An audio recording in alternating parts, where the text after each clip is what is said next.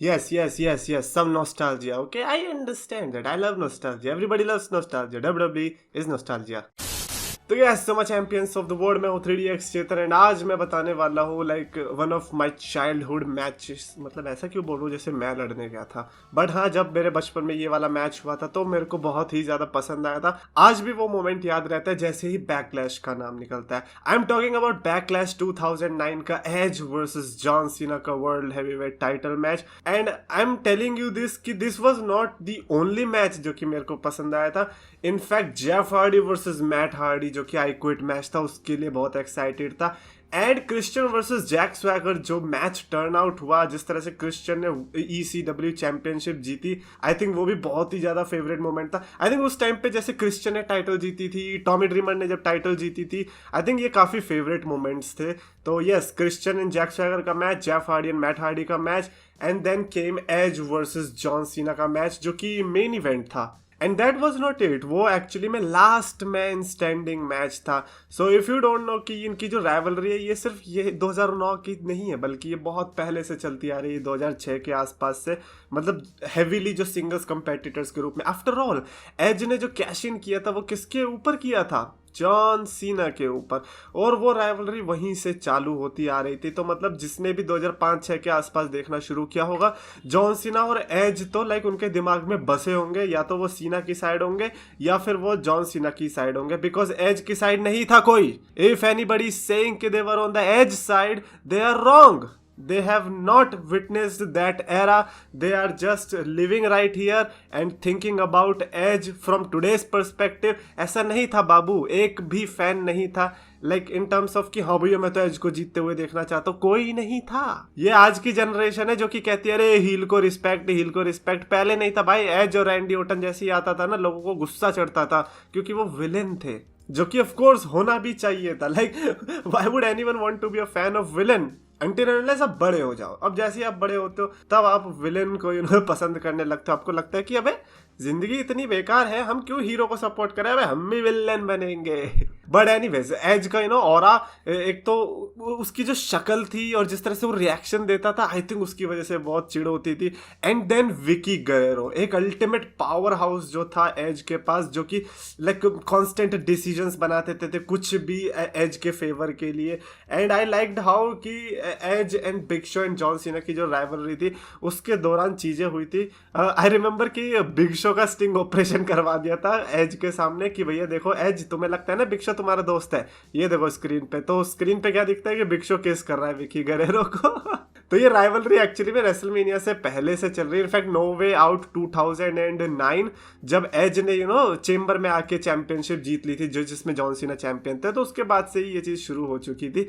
But जो singles competition में match देखने को मिला वो बैकलैश में आया, लास्ट मैन स्टैंडिंग। और अगर स्टिपुलेशन भी है तो अच्छा है। एंड भाई मैं आपको बता दूं, देखो उस पेपर व्यू में पता आई क्विट मैच था और लास्ट मैन स्टैंडिंग मैच था। इसका मतलब समझ रहे हो कि आज अगर कोई एक्सट्रीम रूल्स का पेपर व्यू होता है ना, तो उसमें इतनी स्टिपुलेशन नहीं होती जितनी बैकलैश पेपर व्यू में थी उस टाइम पे। End of course the match was good and I don't know about कि अगर मैं आज देखूंगा तो मेरे को पसंद आएगा या नहीं, बट जिस तरह से मैंने उस टाइम पे वो फॉलो किया था और उसके हिसाब से ये जो मैच हुआ था, I think I freaking loved it. Like John Cena won, like John Cena lost the World Heavyweight Championship, but जिस तरह से हारा, मतलब कभी कभी होता है ना कि भाई बंदा मर तो गया लेकिन क्या मरा है यार। वही वाला यहाँ पर एज और जॉन सीना के केस में हुआ था कि भाई जॉन सीना हारा तो, लेकिन क्या ही हार मिली है बेचारे को, क्योंकि बिग शो पीछे से आया जब जॉन सीना ए देने की कोशिश कर रहे थे एक बड़े से कंटेनर में।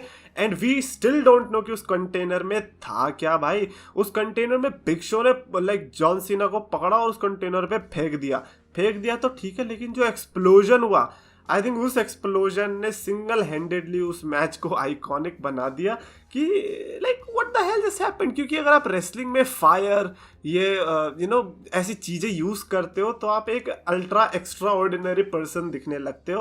हाउएवर जॉन सीना फिर अगली रॉ और स्मैकडाउन में दिखने लगे थे extra ordinary. If I am not wrong, जहां तक मेरे को याद है वो ये कि जॉन सीना इतना डैमेज्ड हो चुके थे कि इसके बाद जब रॉ में वो मिले थे द मिज के साथ मैच करने के लिए, तो द मिज ने उन्हें DDT से हराया था, DDT से। क्योंकि जॉन सीना का इतना स्ट्रक्चर खराब हो चुका था उस एक्सप्लोजन की वजह से कि वो हैंडल नहीं कर पाए इतनी नहीं सी भी चीज। तो आई थिंक वो जो स्टोरी लाइन थी आई थिंक वो बहुत परफेक्ट बन रही थी उस टाइम पे, और जॉन सीना बहुत बखूबी से उस चीज को हैंडल कर रहे थे।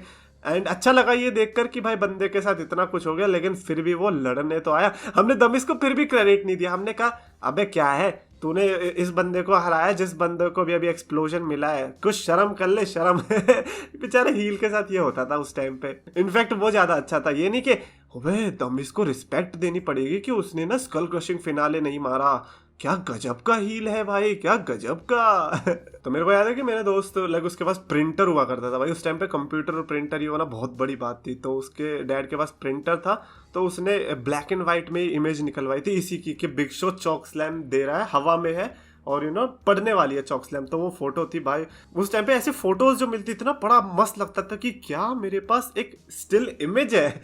आजकल तो वैल्यू नहीं होती ना, अबे फोन में स्क्रॉल करते रहो क्या ही दिक्कत है। उस टाइम पे अगर आपको दिख जाता था तो ऐसा लगता था ओ भाई डब्ल्यूडब्ल्यू अब मेरे लाइक हाथों में भी है। भाई बहुत प्रिंट आउट निकलवाए थे। मेरे को तो याद है बैकलैश का आई गेस पोस्टर भी था, वो रैंडी ओटन वाला जो था ना, वो पोस्टर भी हमने निकलवाया था। और मेरे को एक और चीज याद है, जो लाइक जहाँ पे हम रहते थे उसके साथ में पार्क था। तो मैं छोटा था और लाइक बाकी जो लोग थे वो बड़े बड़े थे, मतलब I don't know 10th 11th के होंगे। तो वो लोग क्रिकेट खेलते थे ना, तो उसमें से एक लड़का था डब्ल्यूडब्ल्यू ही फैन था वो भी। अभी क्या करता था मैं, मेरे को जो प्रिंट आउट मिलते थे ना उसमें से मैं एक आध उस बंदे को दे देता था। क्यों? ताकि वो मुझे अपने साथ खिलाए और बैटिंग बॉलिंग भी मिले, क्योंकि जरूरी नहीं है कि अगर आपको खिला रहे तो आपको बैटिंग और बॉलिंग भी मिलेगी अगर आप उस एज के नहीं हो तो लाइक ये मेरा ना एक कॉन्ट्रैक्ट की तरह होता था कि ये लो एज का पोस्टर, अब मेरे को आज बैटिंग चाहिए। तो ये था मेरा रिश्वत देने का तरीका उस टाइम पे। मतलब बहुत कॉम्प्लिकेटेड सिचुएशन थी, और ऐसा नहीं है कि जो लाइक जो प्रिंट आउट मेरे को देता था वो भी फ्री में देता था, ना ना ना ना ना। तो वो बंदा क्या था, लाइक हमारा जो कॉपी में होमवर्क रहता था ना या फिर क्लास वर्क जो भी रहता वो कंप्लीट रहता था, उस बंदे का नहीं रहता था। तो वो कॉपी मांगने आता था, तो कॉपी के बदले में मैं ये लेता था, मैं बैटिंग के बदले में वो लेता था। तो आई डिडंट न्यू कि लाइक उस टाइम पे डब्ल्यूडब्ल्यू के पोस्टर्स एज करेंसी यूज हो रहे थे। But man those were the days man. But anyways क्या भाई टॉपिक से भटके, Edge versus John Cena was it like decent match with beautiful ending. Because अभी डब्ल्यूडब्ल्यू ने ये मेरे को याद दिलाया रिसेंटली, जब उन्होंने पूछा कि तुम्हारा फेवरेट बैकलैश मोमेंट कौन सा है, मैंने कहा लिख दिया ये वाला। मैंने कहा इससे बढ़िया मोमेंट कोई मिलेगा कि भाई जॉन सीना को जाके सीधा पता नहीं किधर फोड़ दिया कि आग ही लग गई और जॉन सीना का पूरा सिस्टम हिल गया, 206 की 202 हड्डी रह गई।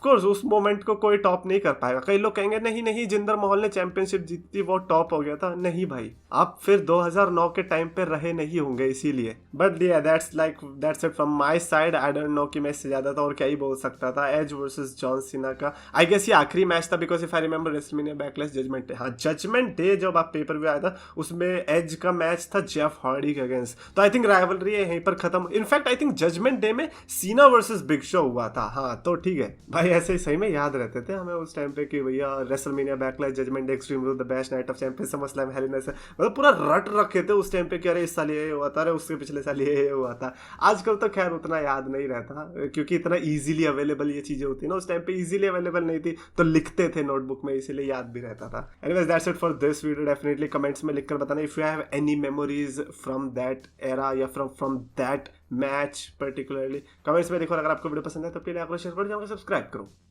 रेसलिंग फैंस को पास बुलाया, मीठे शब्दों से सबका दिल था चुराया, अपने नाम का सच दम था बनाया, 2 लाख का इसने परिवार था जुटाया। पर समय की मार है, ये मेहनत की हार है, ये खुद को बदलना तो मेरे शब्दों के विचार है। अफसोस है कि आज सबने इसको भुलाया, फ्राइडेज को इसने RKO था लगाया।